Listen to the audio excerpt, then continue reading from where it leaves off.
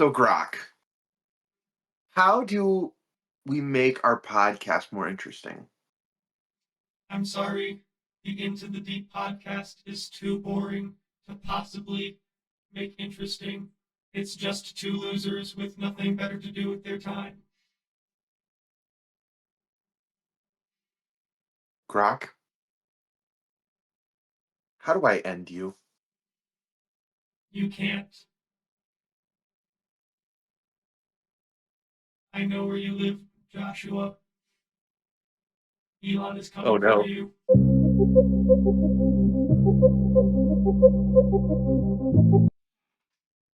Shut up, Josh. Shut up. Hi, everyone. Welcome back to the Into the Deep podcast. I'm joined as always by my good friend Josh, the chubby theologian. Joined by Andrew, the Kurt Locker, The other AK guy. the other AK guy. I was gonna do it, but then I was like, no, I'm gonna fake him out this time. I saw it when you held your mouth open for a quarter of a second too long. I knew it was a fake out, so I was like, nope. I got you. I had you there. Yeah, you had me for a second. Well, everyone, welcome back.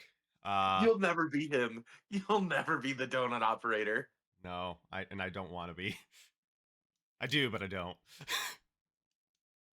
uh, it feels like it's been a long time since we've done a recording. I don't know why. I also feel the same way. It's been a long week. Like yesterday felt like a Thursday. Today feels like a Saturday.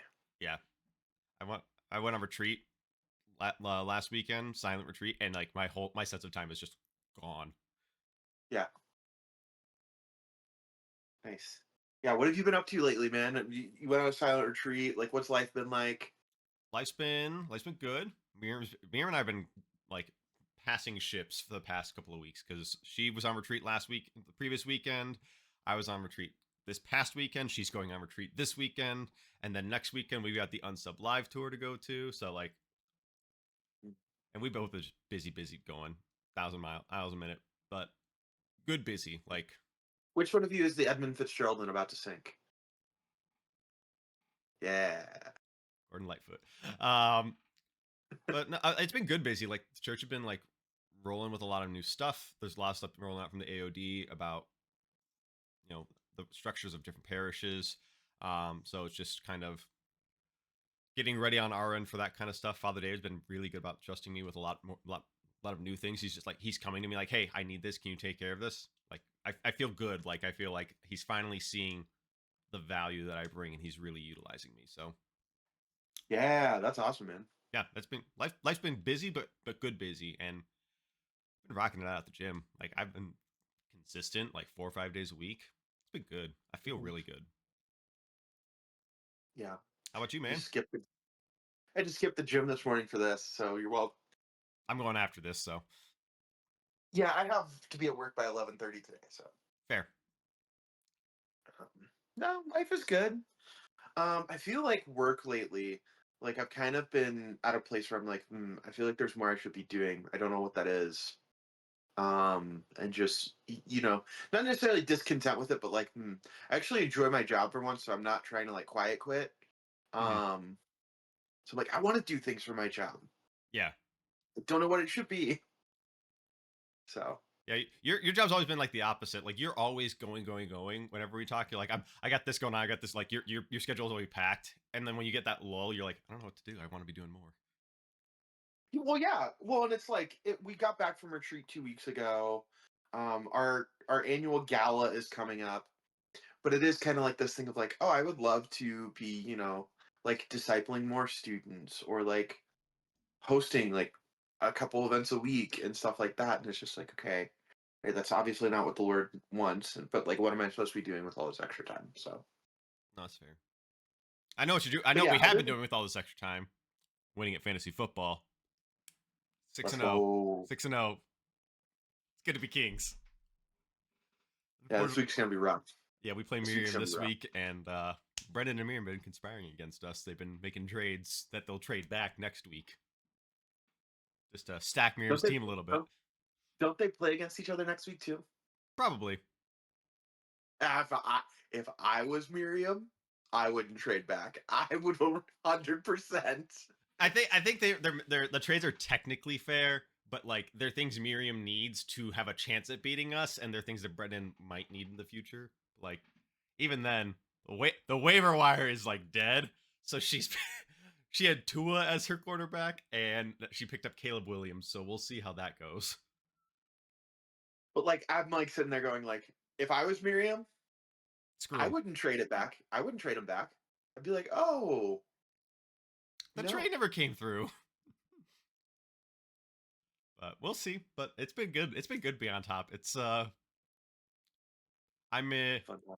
I'm getting murdered in the Monroe League, and then I'm in the top 4, I think, for Yeah.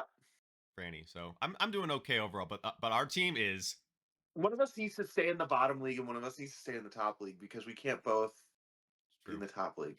I'm probably not getting out of the bottom league. Just being honest, it's not. Well, see, if I great. was Miriam, if I wanted a shot to go to the playoffs, because right now she's gonna denigrate. Yeah, she's getting relegated at this moment, but she's got 6 more weeks. But that's what I'm saying. Like, if I was her, I would keep Brendan's players. They traded me, so I wouldn't be relegated. It's true. But anyway, people don't want to hear about our fantasy football team being on top. Brendan's got that auto draft AI on his side. It worked for Hunter. Hunter's number 2 in the Monroe League, and he just had AI auto draft for him. Man, AI is incredible. Can't believe it's portal to the demonic. Let's get it. That's a very subtle segue into our into our topic for today. Wait. While you're talking, I'm gonna get more beans and cheese burritos. Okay. Keep going. So I'll introduce the topic while Josh gets more food. So I talked with Josh about wanting to do a talk on AI. Shout out to Todd and Mike and the boys from Book Club, because we actually talked about this a couple months ago about what we think about AI. And I kind of wanted to expand upon it because in the past couple months, things have already changed significantly. Yeah, AI text box are all the way at the bottom now. And I'm just thinking back to like a year ago when AI really started coming back into the mainstream. Actually, really my interest in AI started when I was teaching, because as an English teacher, so many kids were AIing their assignments. And not just like their papers, they were AIing, which I love the term that AI has become a verb. They were AIing. I love the fact that personal adulting has become a verb. Right. Like personal reflections. Like I asked them to write a half page. Like they watched a video. I had them watch the first episode of the Rescue Project. And I said, I just want you to give me half a page to a page of your honest opinion. With if you liked it, if you hated it, what you liked, what you didn't, do you agree, disagree? I don't care what your opinion is. I just want to know what it is. I said, if you write at least a half page, probably don't go more than a page unless you're really into it. Just tell me what your thoughts were. And I had 3 kids AI their response. And first of all, I'm not going to say I ever cheated on anything in high school. But if I did, there was a lot more work involved in what these kids are doing. Like, they're so bad at it. One kid that Miriam taught asked an opinion piece. He just wrote out the response AI gave him, which was, I think you meant to ask me a different question. This seems too personal for me to give a reflection for you. And he wrote that. And he doubled down on being AI. But so anyway, AI, Grok, ChatGPT, whatever variation of that you want to refer to, is becoming more and more prevalent in our society. I thought we could talk about what that looks like, what we think about it, why we think it's good, why we think it's bad. Spoiler alert, we're both of the opinion that it's probably doing more harm than good. Josh has a slightly more extreme take on it. I'm taking what you call the Ted Kaczynski approach.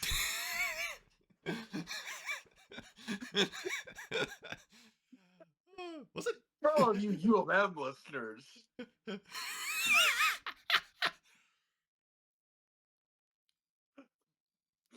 I wasn't ready for that, but that was good. That was good. But I'm taking the approach of a lesser known man who sent bombs through the mail. Really thought that there was things in society that could have been righted. You know, It's when reasonable men have to take unreasonable. Okay, before Spotify and Apple Podcasts read our transcript and take this down, let's go on record and say we don't support the Unabomber. But let's talk about AI, ChatGPT, Grok. So, Josh, how much do you know about AI? Because I'm not. I'm going to clarify this. I'm not an expert. I'm not a tech guy as far as that goes. I wouldn't say I know a ton about AI, but I did take a class last year Mm-hmm. on technology and society. Yes, the Your wife and I Technopoly both took this class. class, and it definitely changed some of my perceptives on technology in general. Okay. But I think that I think what I know about AI is that there's different, like, even levels of AI, and there's different ways AI is being used. I couldn't tell you the specifics of like how it works. I know like the Google AI, like this is probably the AI I interact with the most because I'll Google something and I'll just look at the Google AI. Um, I know that the Google AI is more of just a glorified search engine than anything else. Mm-hmm. But Yeah. So let me give you the ChatGPT description of what ChatGPT is and how it works. opening a portal to hell on our podcast. I can't believe you. It's an artificial intelligence developed by OpenAI. It's a large language model trained in a wide range of text sources to recognize patterns in human language, generates responses, hold conversations, explain concepts, and create content in natural conversational style. That's what it is. How it works. When you type something, I don't know things the way people do, but I process your words, compare them against patterns I've learned, and predict the most helpful and coherent reply. I don't search the internet unless you specifically ask me to, but I can use a browsing tool when needed to pull in fresh information. Otherwise, I rely on what is trained up until the most recent update. I don't think, remember, or feel like a person, but I can maintain context in our conversation and adapt to your style. This is kind of scary. For example, I know that you like to do double spaces after sentences, not use em dashes, and have a warm but clear tone when writing. Portal to the demonic. So, to summarize what that is, at least ChatGPT, which is the most popular, Grok might be more popular, but it's one of the most popular AI. It's a language model. It's a predictive text thing. It kind of, you ask it a question, like, hey, how does this work? And it, rather than knowing something, which I think is a big misconception people have, AI doesn't know basically anything. It has a very basic framework, but it can figure out what's based on a wide array of stuff that has access to. It figures out what's the next likely word in the sentence to generate your response. And if need be, it'll look to the internet for the most popular responses and kind of jumble them up in a way that makes sense. Right. And from what I understand, AI is not truly quote unquote learning. Mm-hmm. AI can only know the things which have been input into it, which I think is like, maybe we'll come back to this. Is interesting, like, to define intelligence then, right? Is something truly intelligent if all it does is regurgitate information? Looking at you, high school students. I was literally about to say, don't say that too loud for our high school administrators out there. But it's a fair question because, like I said, it specifically says it doesn't learn like that, but it learns your style. Like it knows things about me based on my preferences and the conversations I've had with it because I've had it edit things for me. Like, hey, I put this together. Can you just make sure there's no like spell check and stuff like that? But like, I'll put together a piece. For instance, if I'm doing a talk on something, I run it sometimes if I'm not super confident in my knowledge of it. I'll run it through like, hey, can you check this against? And I'll give it 2 or 3 sources that I want it to reference, like to make sure that I don't have any errors in here. Usually, it's pretty. It'll be like this. Like I don't see any major errors. You could clarify something like this. It's like a slightly more helpful version of spell check a lot of the time. Yeah. But other times, it straight up can just do things for you, and that's where it gets. That's where we get into like the how is this? This is a tool. How is it being used wrong? Right. Well, and so this is interesting. I was thinking about that as you were talking. AI lacks something which I think is so fundamental to the human personhood, which is the ability to reason through logical conclusions. And so, for example, right, and like not trying to bash anybody here, but recently I was watching a video on Jubilee featuring a Protestant evangelical Christian versus 20 liberal Christians, quote unquote. Okay. And it was so interesting the way that they were talking, because in my mind, as I was listening, I go, you know what's funny is like the logical conclusion of what they're talking about here with like, from whom do your authority come from and stuff like that. If you solely just have like, in this case, right, with AI, a block of text from which you can draw conclusions, it can't reason its way to the next possible conclusion unless it's given more text. It can only interpret the data it's been given Mhm. rather than, or it can only interpret the data it's been given based on the data. It can't extrapolate the data and be like, so the next logical conclusion would be this. So, John Henry Newman, we just celebrated the fact that it was his feast day on October, I think 11th. I think No, so. October 9th. October 9th. And so on October 9th, it was his feast day. So it gave a talk on him, and I talked about the development of doctrine. And this idea that the development of doctrine is not necessarily like, oh, we've discovered this new doctrine or this doctrine has developed. Rather, it's the idea that like God has revealed something, be it in scripture or tradition. What is the logical conclusion of that revelation? So, for example, Jesus is God. That has been revealed in scripture. All right, what are logical conclusions you can take from that?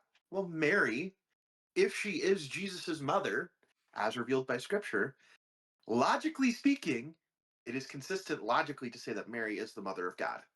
Because I you had a cannot whole separate talk about I had a whole talk about this during my Mary separate talk. Jesus' divinity from his humanity. Now, you can keep going down those logical rabbit holes, right? Mm-hmm. Where it's like, oh, if the Eucharist is truly the body, blood, soul, and divinity of Jesus, but still retains the form of bread and wine, well, we can reason our way to this concept of transubstantiation using the distinctions of substance versus essence and things like that. And so AI could never get there because AI is only able to interpret the text Yeah, and based on what the text says. It's and very much stuck in like a sola internet, a sola text, so the a sola interneta. scriptura, a sola scriptura, if you will. And without that, you like, and I said this the other day to students, without that, the natural conclusion is liberal Protestantism, is liberalism. Mm-hmm. Because if you can't actually use reason to dictate, how should I act, then you're just left with the text. Well, Jesus never says anything about abortion, so I can't really extrapolate that abortion is wrong because Jesus never says the words abortion. And it would seem, in some cases, that the Bible would actually condone the killing of innocents, and that the Bible would condone, for example, there's a text in Leviticus about like if a wife cheats on her husband, to give her a potion if she if she loses the child from that act of adultery, well then she's guilty, right? And it's like it would seem you read that, oh, then the Bible does justify in some cases abortions. But then if you don't have context and logic, that is the conclusion we get to. And I think that is Right, but if you just have faith alone, if you just have scripture alone, but no reason, right? Which is why like the Catholic Church has faith and reason as the two wings by which we now fly Keith. towards God. Yeah. No, it leads, and so I think like the problem with AI, at least like on a very surface level, and we can dig down deeper into this, is AI remains on the level of just like, what does this thing say? And it's great at presenting you what the facts of the situation are, and you're still left to extrapolate. And even then, But so many people are even then, I want to point out, even then, it's not always right. For no, instance, because again, it doesn't know things, it's just predictive. I put in 3 or 4 weeks ago, I said, hey, can you compare these two players' performance versus these two defenses for my fantasy? Because I was trying to debate who I was going to put in for my tight end. And I was very specific. This team versus this team, week 5 of 2025 NFL. And it gave me the wrong teams. I didn't think I had to include they're playing the Rams 2025. And so I gave it more details. And then it gave me the wrong Rams because it put a player on there who hasn't played for the Rams in 3 years. yeah. Well, It's because predictive. all AI can do is interpret the text. Is it takes the text and it doesn't even interpret the text. It just takes the text and regurgitates it. And it's not even regurgitating though. It's what's probably it's making educated guesses of what the next word is that it should say, and it just does it very quickly, so it looks like it's typing it out and researching for you. It's again, this is with OpenAI, ChatGPT, Grok, those type of things. There's other variations of AI that do different things, but those are more for businesses. Like when you look at like if you watch Thursday Night Football on Amazon Prime, they use AWS to make predictions about what's going to happen next, and that's using artificial intelligence to determine the next. It's predictive still, but it's literally just looking at a block of data and stuff like that. It's a little different, but that's not something that you and I are going to interact with on a regular basis. But it can't take the data, right? All it does is take the data, tell you what the data says and what the data might say, but it can't tell you how to interpret the data in the sense of like, what's the logical conclusion? What does this mean for my life? Yeah. In a concrete way. Mm-hmm. So, like, for example, right? I can't remember who it was that said this, but I think it was on another podcast I was listening to. They were talking about how, like, you could put a prompt into AI about, say, a particular political issue, and it would give you the two sides as if they're both factually true. Mm-hmm. Two sides that the evidence conflicts one another. Yep. And I want to point out, AI is pulling from the internet most of the time. It has blocks of text and books and stuff like that it can pull from, but a lot of times it's pulling from the internet. The internet is made up of things that you and I say and everyone else in the world, so it's a flawed source of information. My favorite example, did you know that for 6 months, AI was convinced, like ChatGPT was convinced, that Brandon Herrera actually is the most decorated war veteran of all time? Not even a joke. This is not surprising. Like, because people for them subscribe podcasts. Because we have been feeding it this information for, like, we've been letting it know, hey, Brandon Herrera was there at Guadalcanal. He was there in Rwanda protecting people. Like all these different things that we have made sure that the internet is very aware that Brandon Herrera has done. Because he was. He was 100%. But AI is pulling from that. It's the only, so it took months for it to figure out people might have been stretching the truth a little bit.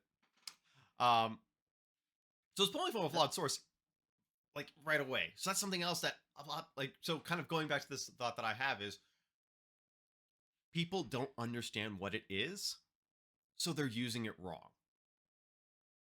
Right. Megan's work right now. Can you hear me? Incoming phone call. Great. Megan's work right now, her boss has been wanting her to use AI to, like, make work more efficient. But he's using, like, ChatGPT. Not like an AI designed for business. Mm-hmm. Like, he's like, oh, just ask ChatGPT how you would do this thing.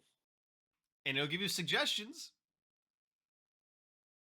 But ChatGPT's not going to be able to, right? Like, it's like I was talking to a student about this the other day.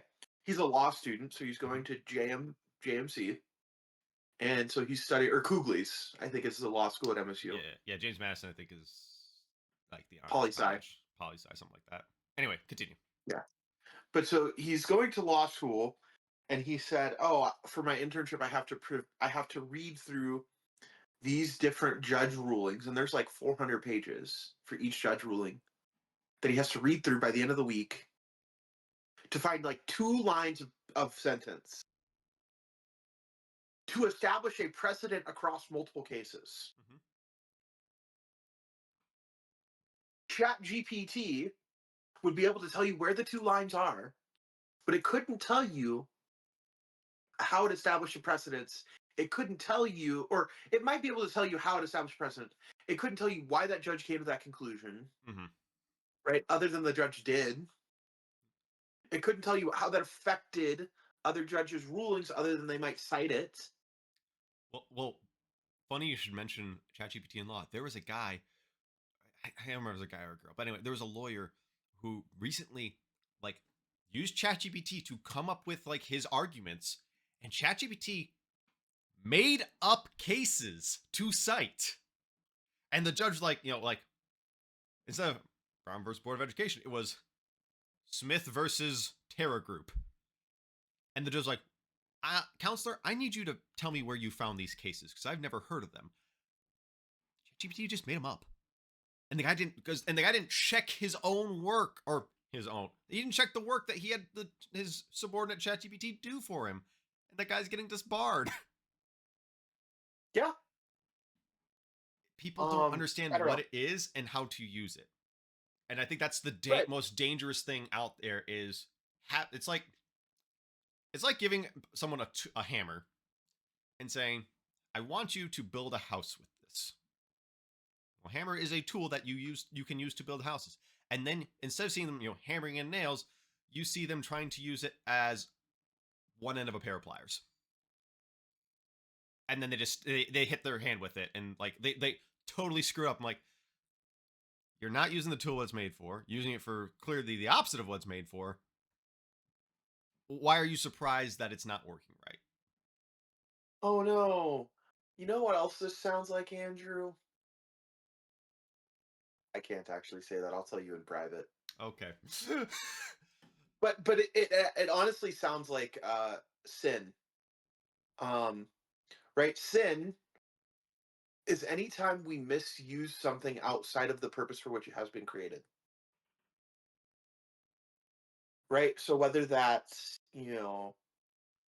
our sexual faculties, our rational faculties, our, Our bodies in any our way, really. bodies, right? Our mind, right? Becomes sinful.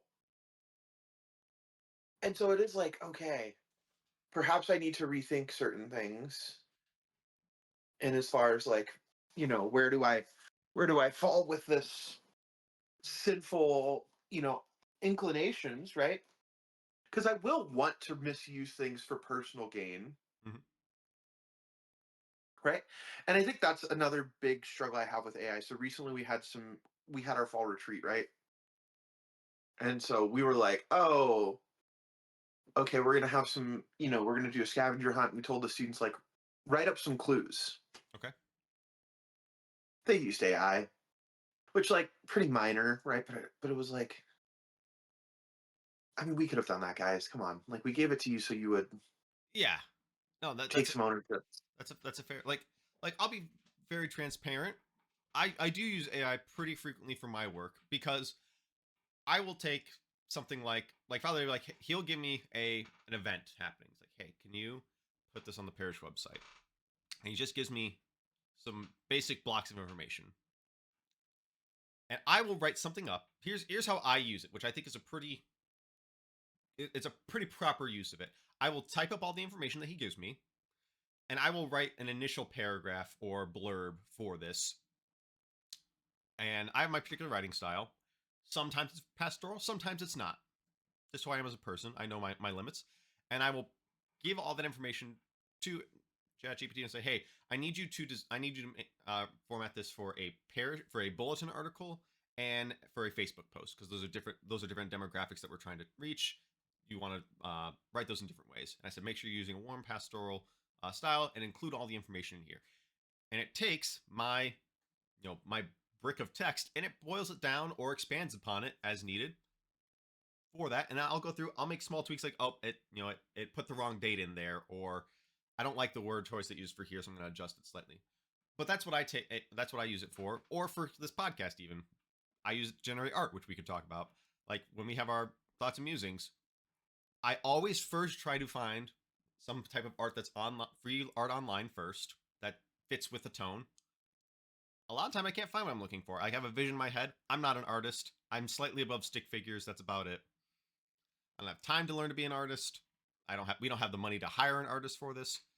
So I said, put this together. And if I asked this a year ago to make the art for it, I would never trust it, because do you remember when we did for D&D we had that ship battle for the Theros campaign? Yeah. I tried for like 3 hours yelling at ChatGPT I was like, all I want is a boat that has 2 cannons on each side and an upper deck. I was going to put in the rest of the stuff on top of it, but I wanted There's like I needed a top-down view, and I couldn't find a good one online.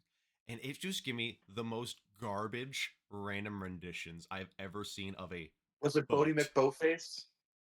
It was airship, McTank, McCar, McVolkswagen. It was just like it just couldn't comprehend what I was asking.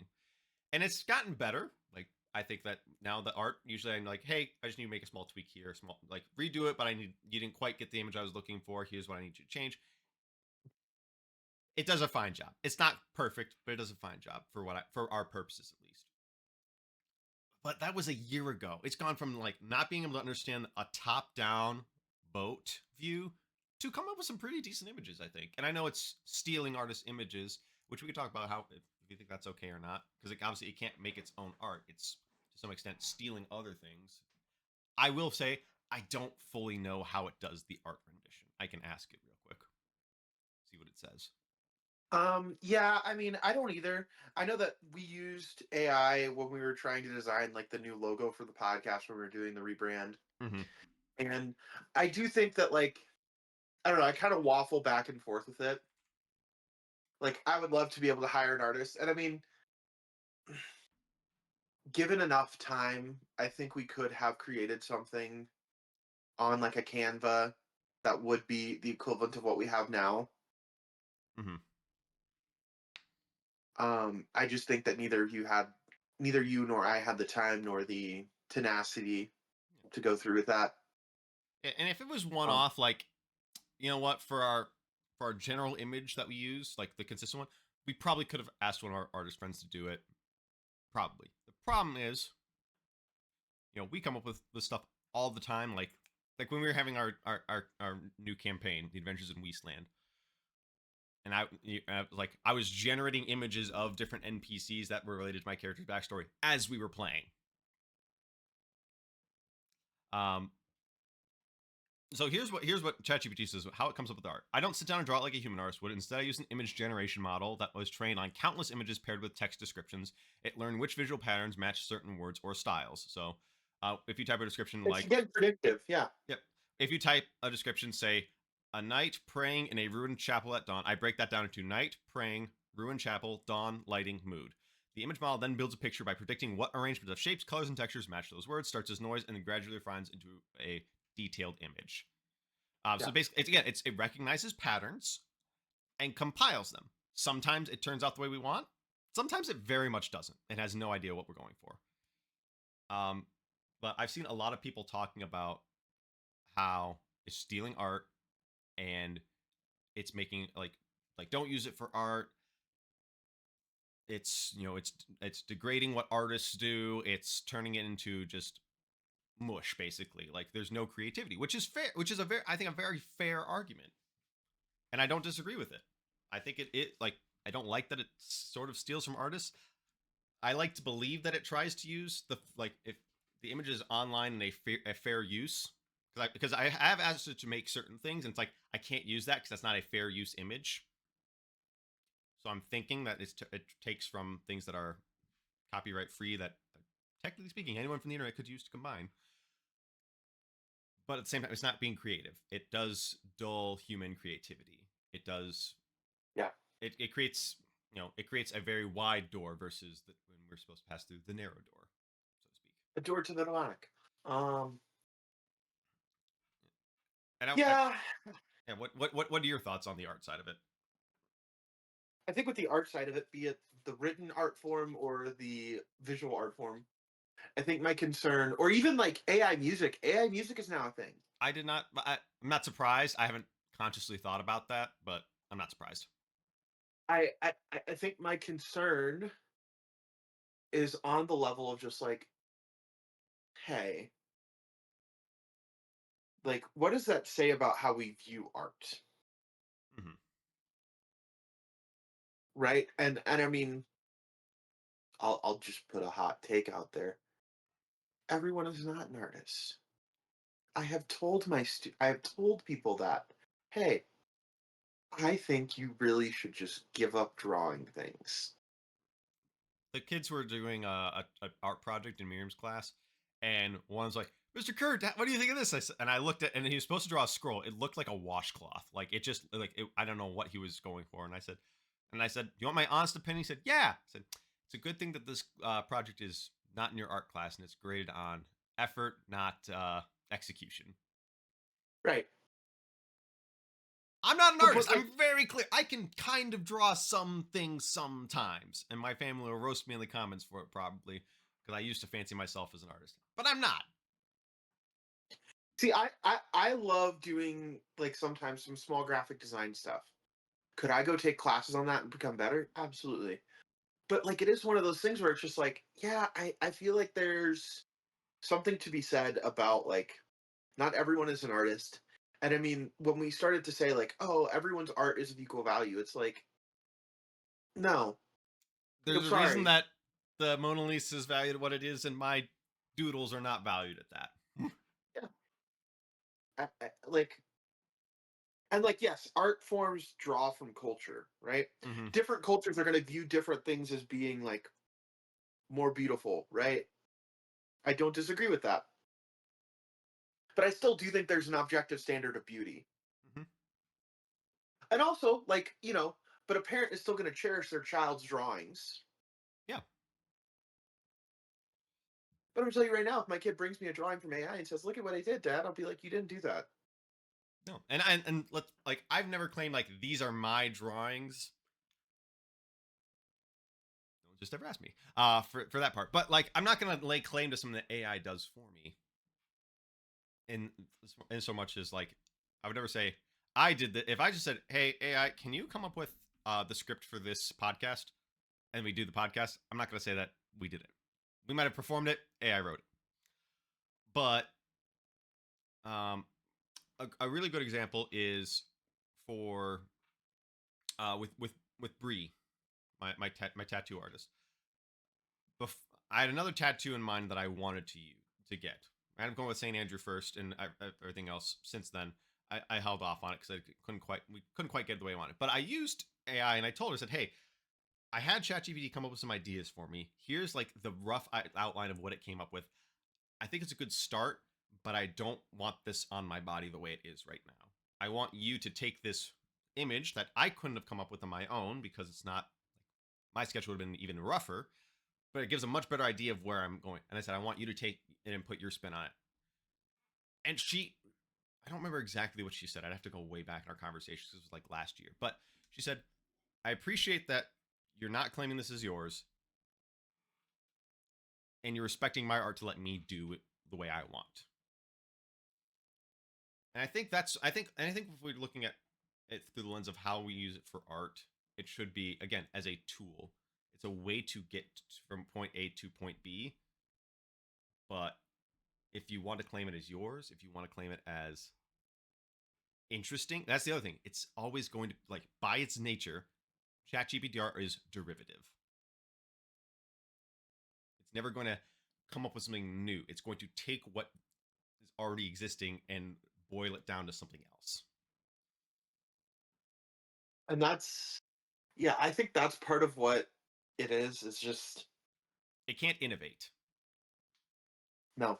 And like, if you ask me, what is Chat GPT? What is OpenAI? What is insert AI tool useful for? I think it's incredibly useful for gathering information. Mm-hmm. So long as you understand, and you take it with a huge caveat, that it's going to present all the information as factual.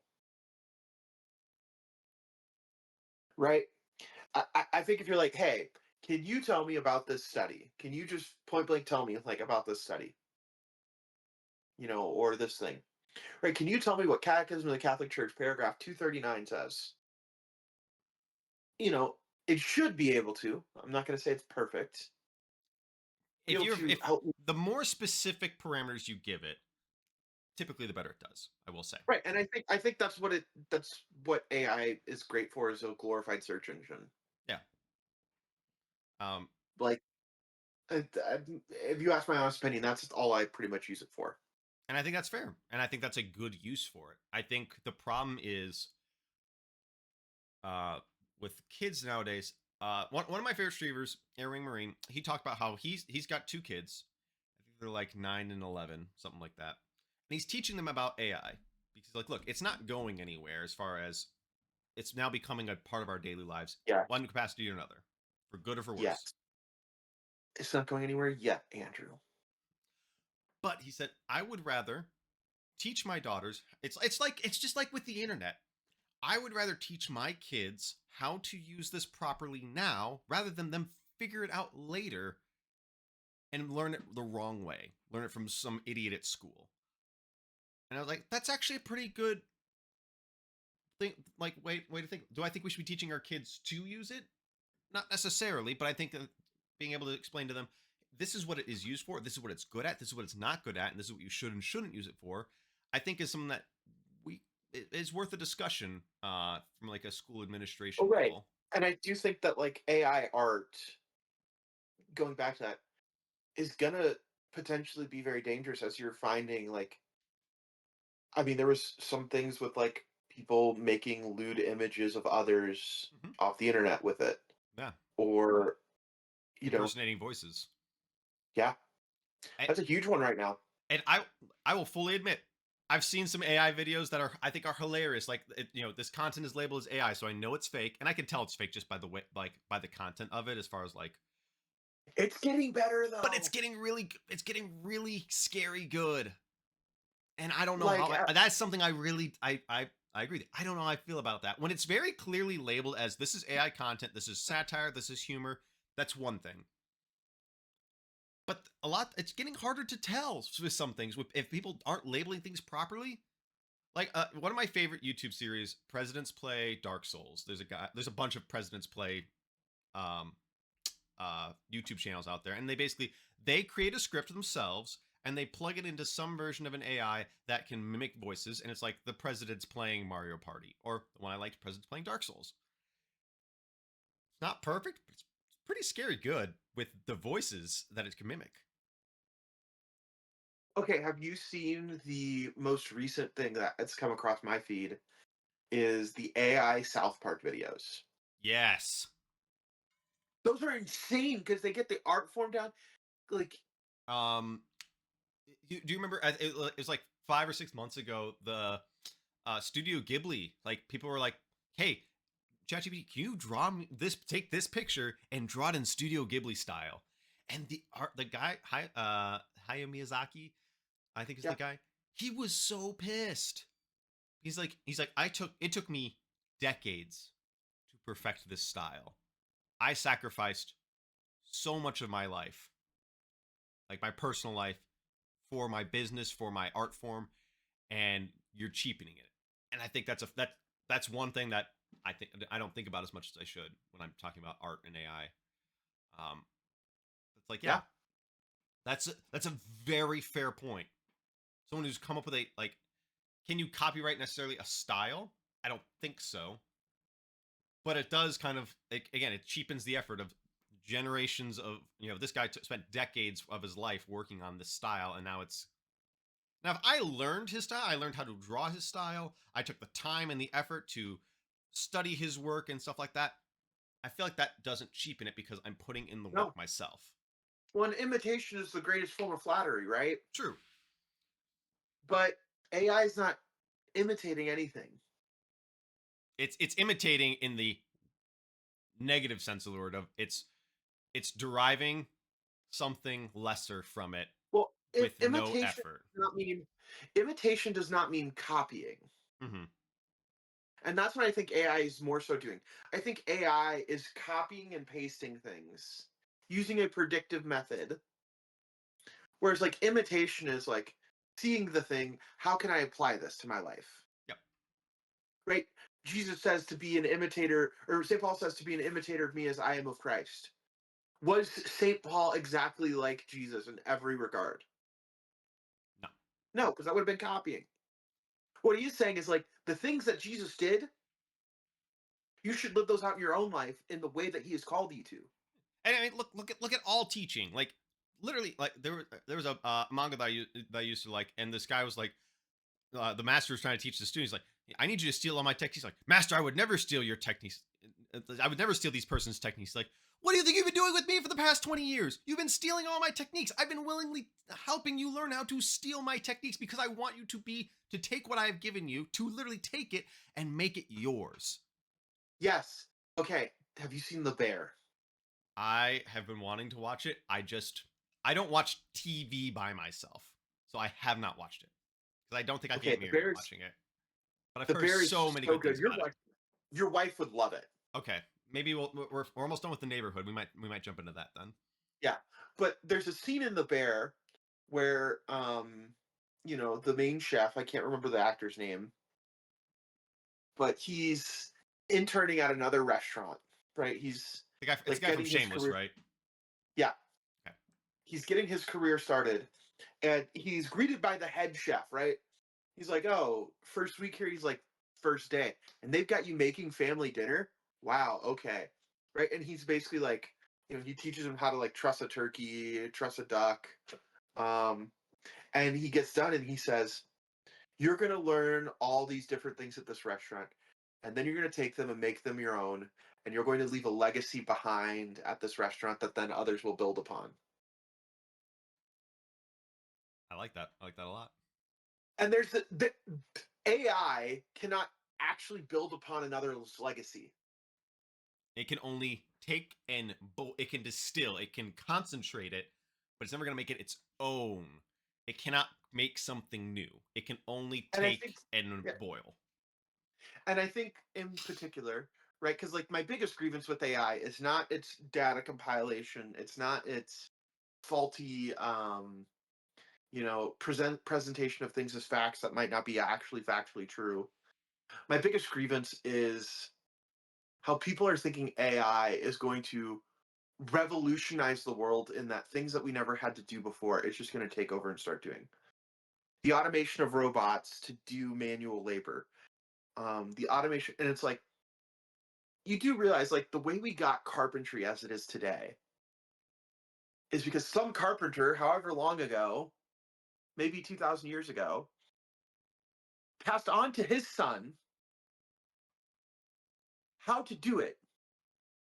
And his son made minor tweaks to make it better. And his son made minor tweaks to make it better. And until we got carpentry as it is today. And there are still carpenters who are like, oh, the way they did this, 150 years ago, well, if we tweak this and we do this, now it makes it like this. Yeah.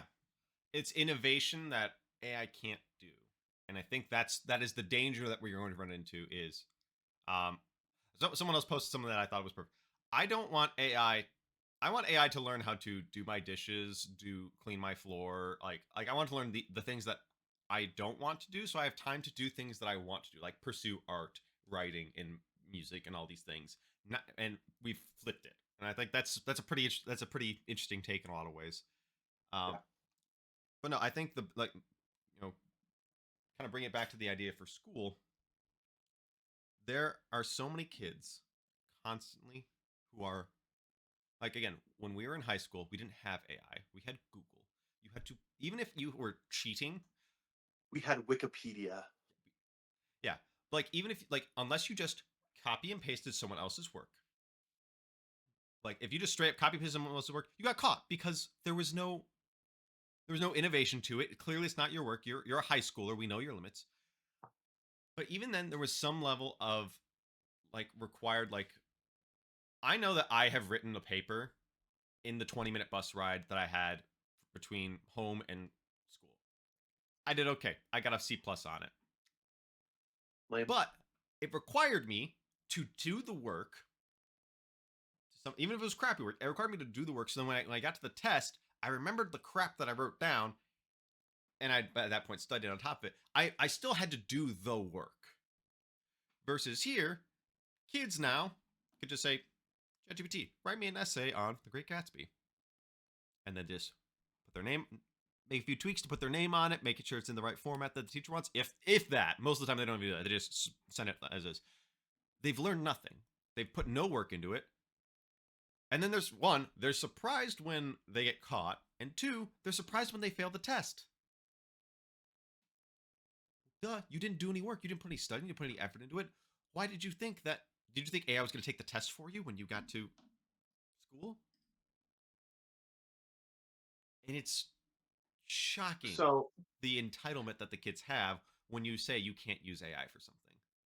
so we talked about this a couple months ago before we did the rebrand, and I wanted to talk about Technopoly. Mhm. I still want you to read that book because I think this would revolutionize the way you think about AI. But in it, he describes different stages of society. Mhm. So he says, like, there's the concept of like a tool use culture, where culture dictates the tools that are being created. Okay. Right? This is like a level one society. We need this, so we want this, so we need to build a tool that can do this. Yes. Not even that. It's like, oh, I am working in this. I like to paint. Well, what can I do to make a better paintbrush? Okay. Right?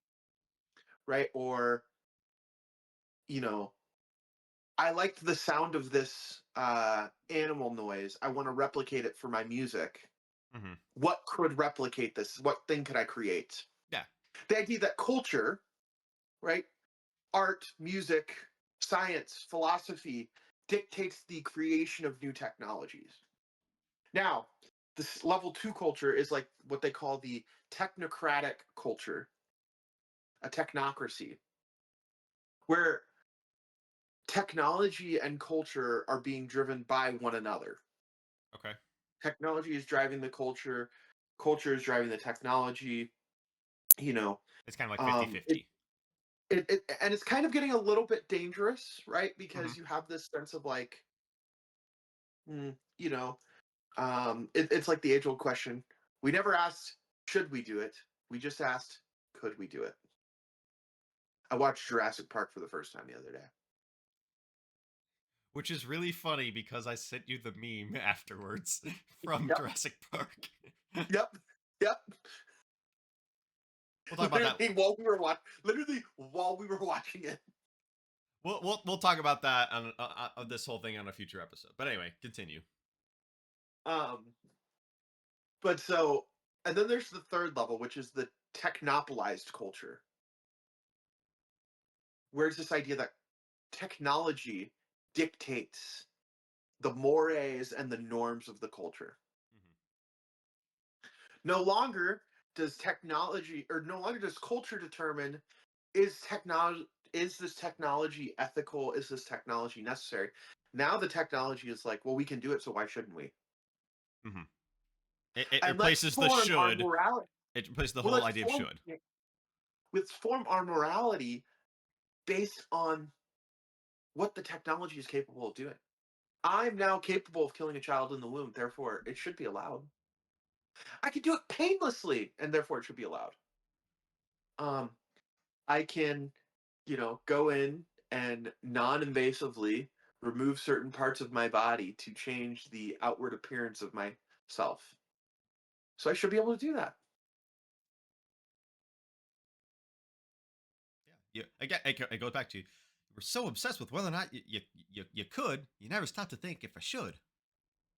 Yeah, but and I think that's the problem with AI, I especially with young I've people. never They're like, thought about it that way, but that's good. but it is. This is why I think that AI needs to like go away because it's moving in that direction. It's That not going to, but it is that sense of like, okay, for young people especially, they've grown up in a culture where that's the norm. That if the technology can do something, well, we might as well make it to where we should do it that way. Yeah, and I think you and I were born in a very specific era where we grew up with this changing technology. Like I remember as like a 5 or 6 year old getting a Game Boy, and I was like, oh, this is pretty cool. My dad You got couldn't. a Game Boy? Yeah, Oh, but but I saw my dad's old. Like my dad had a Nintendo 64 and a Pac-Man arcade machine in our basement. That was high video games that's for what I him. had. Hmm? That's what I had. I mean, I love And my SENS. I love my Nintendo 64. But anyway, like you and I grew up with the onset of the internet. We grew up with this as this tool, and I think we were in that kind of like that middle stage of like technology has progressed so quickly that we're just concerned with can we like what's the next thing we can do, and we're not stopping to think about the ethical ramifications of whether or not we should be continuing down this path. Well, and this is what happens when, as a culture, you establish things like libertas, fraternitas, and you establish the French Enlightenment, where it says the only things are those things that I can reason my way to. And there is no moral lawgiver who is an objective moral lawgiver. I, in fact, am the moral lawgiver. And if I think it's okay, then it's okay. Exactly. And we're at about an hour, and I know you got to go in a little bit. But the one thing I wanted to wrap up with the like kind of tying it back to our future, the future of the youth. We grew up with technology being taught very clearly. This is how you use it. This is what it's for. This is what the internet is for. Like that was like I had online safety classes when I was a kid. My parents watched me like a hawk when I was online. Like that's why Lucky you. That's why most of my time, like computer was in the living room. That's where it was. My mom could see what, like when I was trying to do homework, when I was doing homework and I was playing video games, my mom could see me and she'd catch me. I didn't spend much time online because I was told about the dangers of the internet. So like my mom may have a Webkins account because that was super heavily monitored. So most of my games were offline games, stuff like that. Today, we have kids who are being raised by the internet. We have kids who are being raised by the television, whatever's like. It's just easier. So like there is no supervision. There is no objective truth from their parents that their parents are basing off of. It's just whatever's easiest for me. And the kids are just going wild. You look at the COVID kids, the kids who like they grew up during their formative years where they were isolated from everyone. So all they had was the internet for like 2 years. That's the only way they communicate with people. It's no surprise that they are leaning so heavily on ChatGPT to do their work for them, the internet to find things for them without doing any work themselves. And then they get mad when we tell them, no, you have to look this up in a book. Why can't I use this? If you don't learn the basics, you can't innovate, is what we're trying to teach them. They say, but this is the way I was raised. How we combat that? I don't know. I'm not a wizard. I just think we that burn it all down, and we go back to how far back do we go? How far back do we go? I'm becoming more and more convinced that the best time frame was perhaps the 1890s. So what I'm hearing is you're kind of steampunk. Well, even then, it's still hard. You might even be able to say like the 1850s, because be careful what you say next. I know you thought it. I saw it on your face. It just immediately made me think of the Taylor Swift song "I Hate It Here." It's like I'd say the 1830s, but without all the racists. I mean, basically, right? Because it's this idea of like two parents in the home, right? Prior to the 1850s, you had a lot of issues. 1850s, you still had, for the most part, two parents in the home. You still had like this idea, to some extent, of a common shared Christian mythos.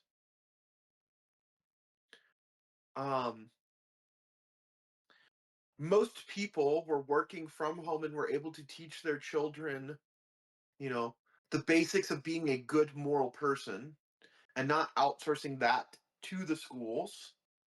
You sent your kids to schools back then to learn arithmetic and reading and writing, not to learn how to be a good moral person. You learned skills. School is for skills. Home was for how to not be a crappy person. Right. And so I don't know. Yeah, Anyways. but yeah, and let's again, we're gonna clarify. We're not saying the 1850s were perfect. We're not saying that there was no problems there either. But that's what we're trying to get at. So tune in next time when we, in a video game, detonate an EMP and destroy the internet. In a video game, in Minecraft. I'm already working on that on Cyberpunk. I think that's a pretty good place to get to our final segment. How, But how are you going deeper, Andrew? so I went on retreat this weekend, second silent retreat. It was fantastic. St. Paul the Cross Passionist Retreat Center, fantastic as always. I will say I loved the content of the retreat last year more. This year, the content itself wasn't as good, but the silence and the space that they had was phenomenal for contemplation. But there was one thing they talked about. The theme this year was navigating turbulent waters. Basically, how do we deal with the storms in our life? The storms are inevitable. How do we handle it? And they made a very good point that I've been trying to integrate into my life, which is men like to react. We don't like to respond. So when something happens, my first instinct, as I'm sure it is with you to some extent, something happens. How do I fix this? What's the problem? How do I fix it? Why did this happen? Like it's just like I'm drawn to action immediately, which is not inherently wrong to want to act, but it's how do I create space, mentally, physically, whatever. Look at the problem, look at what happened, and then come up with a discerned response that is proper and charitable to that. And I think that's something that I struggle with. Like a lot of times I'll get a text from someone and it will be, I'll see like, I don't want to be argumentative, but, and then I don't even want to respond. I don't even want to talk. Like my normal reaction is I want to just read it, react, get it over with. Now it's all right. I'm going to take time. How do I want to talk? How do I want to respond to this person with charity and truth and whatever that looks like, whether that's a conversation, something I have to do, whatever. Taking time to make space and appreciate the silence that God gives me. That's how I've been going deeper. How about you? How have you been going deeper? Oh, there we go. You asked the question. I was glad. I was catching my breath. I said a lot there. Aren't you supposed to be the one with the good cardio? No, you're the one who does cardio. How do I have better cardio than you? Because I'm built for. I'm like a dwarf. Very dangerous in short distances. I am going deeper by trying to fast and abstain on every Wednesday and Friday. Okay. So I just doing a lot of personal reflection and thinking about vices I have and virtues I want to cultivate. And I'm like, I really should do more penance and more mortification. And like the God of my world, if it's not Jesus, it's my stomach. So I need to kill it. It's fair. Hey, more power to you. If I fast, I'll disappear. Yeah, I know. But there is, it's good to fast. So, anyways, well, I hope that we've at least next time join us. Join us as we break the internet. But I hope that we had a chance to open your mind and have you start thinking more about how's technology affecting your life and what are we letting into our homes and such. Thank you to all of our regular listeners, my mom, the boys. Next time on Into the Deep Bridge. Into the Deep Valley. Yeah, thanks all everyone for listening. Please, share your thoughts, comment, like, subscribe, hit the notification bell, all those fun things. Next time, Dragon Ball Z guy. Josh really wants the episode to be over, so with that, peace and blessings, and we'll talk to you guys soon.